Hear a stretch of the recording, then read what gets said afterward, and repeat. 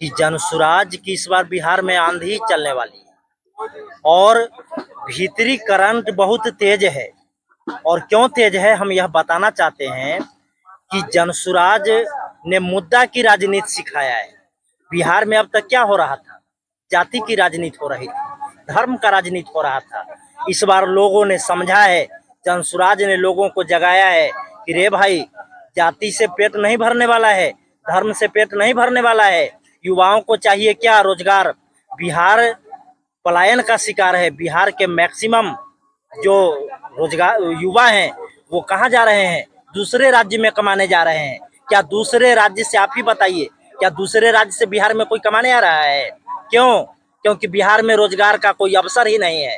तो जनसुराज ने मुद्दा की राजनीति सिखा दिया है, युवाओं को जगा दिया है रोजगार के प्रति, और सामाजिक सुरक्षा के लिए बुजुर्गों को जगा दिया है कि 2000 का पेंशन निश्चित रूप से मिलेगा जनसुराज के माध्यम से। बच्चों को अच्छी शिक्षा की बात कर रहा है जनसुराज।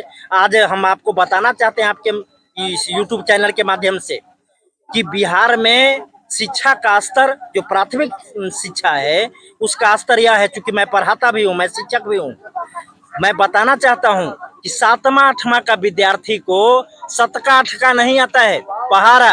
आप समझ ली, किताब पढ़ने नहीं आता है।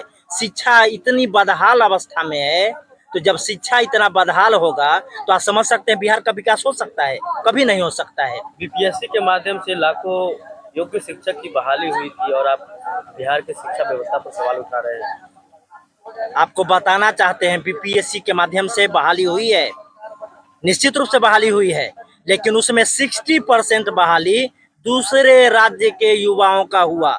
और जनसुराज ने लगातार आवाज उठाया, उसका परिणाम देखिए। जनसुराज ने क्या आवाज उठाया? हमारे प्रशांत जी ने क्या आवाज उठाया था कि सबसे पहले बिहार के युवाओं को रोजगार मिलना चाहिए। आप केंद्र की राजनीति के लोभ में, प्रधानमंत्री बनने के लोभ में नीतीश जी दूसरे राज्य के युवाओं को लगातार नौकरी दे रहे थे। बिहार का युवा बदहाल और दूसरे राज्य के युवा आकर बिहार में नौकरी कर रहा है। तो सरकार जनसुराज के दबाव में आकर जो मिसाइल नीति लागू किया है सरकार ने, क्यों लागू किया है? इसलिए लागू किया है ताकि जनसुराज का प्रेशर बना। बिहार में बिहार के युवाओं को रोजगार मिलना चाहिए ना।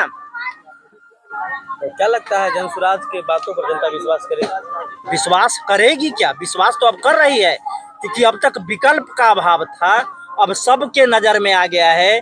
बिहार के युवा, बुजुर्ग, माताएं, बहनें सब जाग गई हैं और वो मानने लगी हैं कि अगर कोई बदल सकता है तो वह केवल और केवल जनसुराज ही बदल सकता है। इसलिए इस बार जनसुराज, हम कह रहे हैं कि 200 पार इस बार जनसुराज रिकॉर्ड मत से बहुमत के साथ सरकार बनाने जा रही है।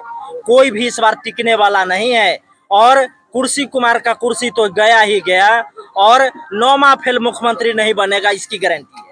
जनता से क्या अपील करेंगे?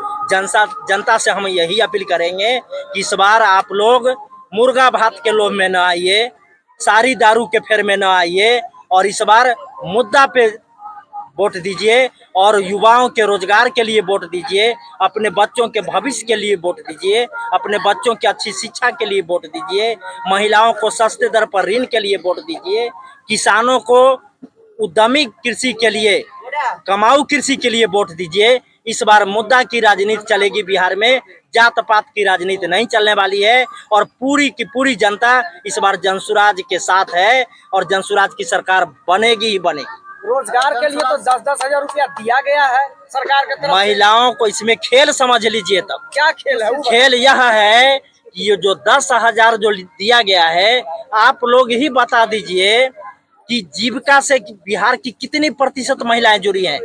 मेरा आंकड़ा है 30 से 40% महिलाएं जुड़ी हैं, तो 60 से 70% महिला को तो ऐसे भी नहीं मिल रहा है। उसके बाद दूसरा खेल भी समझा देते हैं। दूसरा खेल यह है कि बैंक का सिविल स्कोर उसका गिर जाएगा। जो ये 10,000 रुपए ब्याज के साथ नहीं लौटाएंगे, उनका बैंक का सिविल स्कोर गिर जाएगा। और कोई बड़ा लोन अगर वह परिवार लेना चाहेगा तो उसको बड़ा लोन कब किसी भी शर्त पे बैंक नहीं देगी। तो सिविल स्कोर गिरने की वजह से यह बहुत बड़ा खेल बिहार के महिलाओं के साथ भी सरकार खेल रही है। मेरा नाम शिवनाथ सिंह राजपूत है, मैं जनसुराज के लिए हूँ। बहुत बहुत धन्यवाद।